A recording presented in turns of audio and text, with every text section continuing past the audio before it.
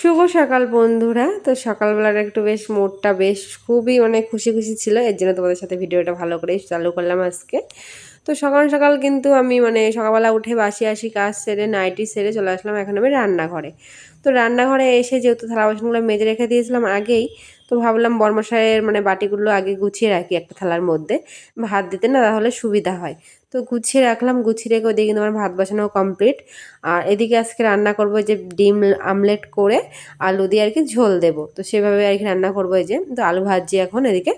আর ওদিকে কিন্তু আমার এদিকে কিন্তু পটলটাও ভাজা হয়ে গেছে এই যে। আর এদিকে কিন্তু ছেলের টিফিনটাও গুছিয়ে নিয়েছি, একটা কলা দিয়েছি, একটা কেক দিয়েছি, আর দিয়েছি বিস্কুট। তো তারপরে এদিকে রয়েছে দুধ, ভাবলাম তাহলে আজকে একটু দুধ চা করি। বেশ অনেকটা দিন পরে আজকে দুধ চা করলাম, না তো কদিন ধরে লেকার চা খাচ্ছি আমরা আর কি। তো সকালবেলা এখন ছেলে উঠে গেছে, আর আমার ছেলে দুধ চার কথা শুনলে খুবই ওর ভালো হয়, দুধ চা খেতে খুব ভালোবাসে। তো এর জন্য 3 কাপ দুধ চা করে নিলাম। তো এদিকে হচ্ছে গিয়ে বরমাসায় আমি আর আমার ছেলে, সকালবেলার টিফিনে আজকে দুধ চা রয়েছে আর রয়েছে বিস্কুট। তো সকালবেলা এটাই আপাতত খাওয়া দাওয়া হবে 3জন মিলে। তো দুধ চাটা না খুবই টেস্ট হয়েছিল আজকে, ভালো বেশ সুন্দরও হয়েছিল। তো দেখো দুধ চা বিস্কুট খেয়ে কিন্তু তারপরে কিন্তু আমি চলে আসলাম এখন ঘরের দিকে। তো ঘরে এসে কিন্তু আমার ঘরটাও পুরো গোছানো হয়ে গেছে, যেহেতু সবাই উঠে গেছে। তো ভাবলাম তাহলে ঘরটা ভালো করে সুন্দর করে গুছিয়ে নিই। তো ঘরটা গোছানো ওদিকে কিন্তু কমপ্লিট হয়ে গেছে। চলো এবার যাই রান্নাঘরে, প্রায় রান্নাটাও আমার প্রায় কমপ্লিট। আর পটল ভাজাটা তো আগে হয়ে গেছিলো, আর এদিকে করেছি ডিম আমলেট ঝোল করলাম। তো সেটাও কিন্তু গোছানো হয়ে গেল।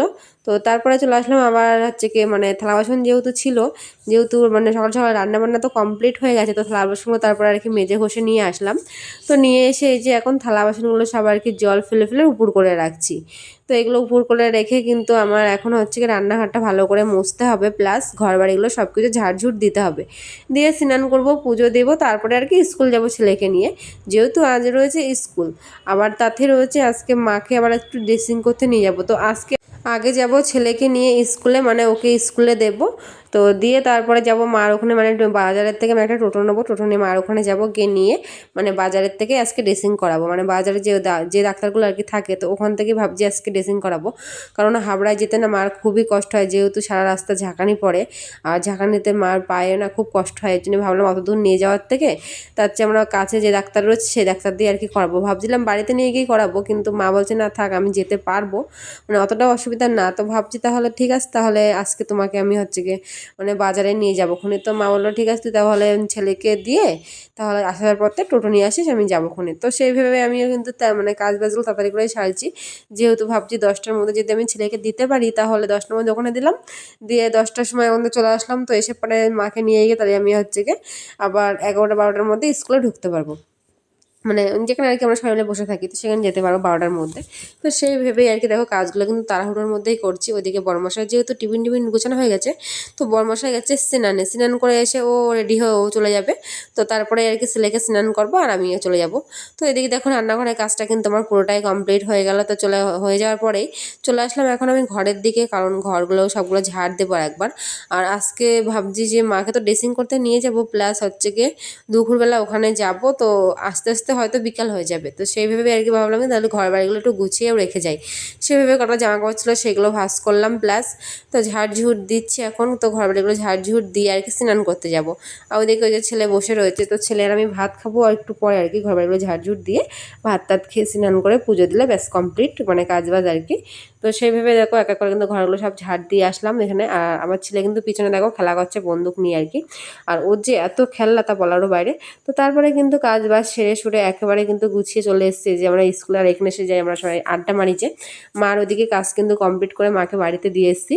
তো এখানে দেখো সৌমি নিয়ে এসেছিলো আজকে চাউমিন, আর আমি নিয়ে এসেছিলাম আজকে পরোটা আর তরকারি, মিষ্টির দোকান থেকে পরোটা তরকারি নিয়ে গেছিলাম। তো সবাই মিলে এখন এটা আর কি খাবো। আমাদের বান্ধবীদের মধ্যে শুধু প্রত্যেক দিন কিছু না কিছু খাওয়া হতে থাকে। দেখো তো তোমরা টমেটো মাখা, এই মাখা সেই মাখা, আলু কাবলি, তারপরে ছোলা মাখা, সে কত কিছু যে খাওয়া হয় আমাদের। আর এই যে ফাঁকতলে খাওয়া দাওয়ার পরে আর কি, তো রোজ আর কি একটু রিলস না বানালে আমাদের পেটের ভাত হজম হয় না, তো রিলস তো করতেই হবে যাই হোক। তো এরকম আমরা রিলস করছিলাম এখানে। তো আমার এই রিলসগুলো তোমরা পেয়ে যাবা ফেসবুকে, ইনস্টাগ্রামে। তো লক্ষ্মী রাজতে সার্চ করলেই পেয়ে যাবা। তো তারপরে এটা হচ্ছে বিকেলবেলা, যেহেতু কালকে ঠাকুরনগরের মেলা আর আজকে বিকেলে দেখো আমাদের বাড়ির সামনে দিয়ে কত যে মানে যাচ্ছে সবাই। তো বিকেলবেলা এখানে সবাই মিলে বেশ বাচ্চা কাচ্চা মজা করেছিল, তাই আমি একটু দেখে একটু ভিডিও করে নিলাম। তো তারপরে এখানে যে ছেলেপেলে একটু মজা করছে, আমি এখানে একটু বসেছিলাম বেশ কিছুক্ষণ। তো তারপরে চলে আসলাম বাড়ির দিকে, আর বাড়িতে এসে এখন সন্ধেবেলা ছেলে বলছে যে ওর মাসি আর কি ওকে কটা আর কি মানে ফুচকা দিয়েছে, যে বাড়িতে বানিয়ে খাওয়ার যে ফুচকাগুলো হয় না, ভাজতে হয়, তো ওই ফুচকা দিয়েছিল। তো সেগুলো দেখে ছেলের বায়না উঠেছে, মা আমি ফুচকা খাবো। তো ভাবলাম তাহলে আমি বাজারের থেকে আর কি আলু আর জল নিয়ে আসি, আর ফুচকাগুলো ভাজবো, ব্যাস হয়ে যাবে।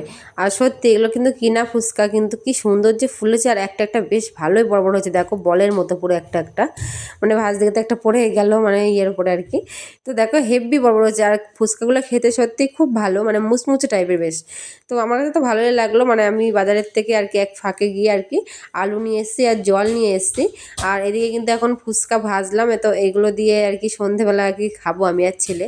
তো দেখা যাক কেমন লাগে। আমার কাছে কিন্তু ভালো লেগেছে, খাওয়ার পরে তো ভিডিওটা আমি এডিট করছি, তো আমার কাছে কিন্তু খুব সুন্দর লেগেছে আর কি। তো এই যে ফুচকাগুলো কিন্তু লাল লাল করে সব কিন্তু আমি ভেজে নিয়েছি। এই যে তো 10 টাকার ফুচকা, এখানে কিন্তু 20 পিস রয়েছে, মানে আলু আর জল ছাড়া। তো আলু আর জল আমি এক্সট্রা করে রাখি, কিনে নিয়ে এসেছি 10 টাকার। তো বেশ মানে ভালোই লাগলো আমার কাছে ফুচকাগুলো, আর ফুচকাগুলো এত মুচমুচে হয়েছে, তা কি বলবো, খুব সুন্দর হয়েছে। তো টাটা, বাই বাই।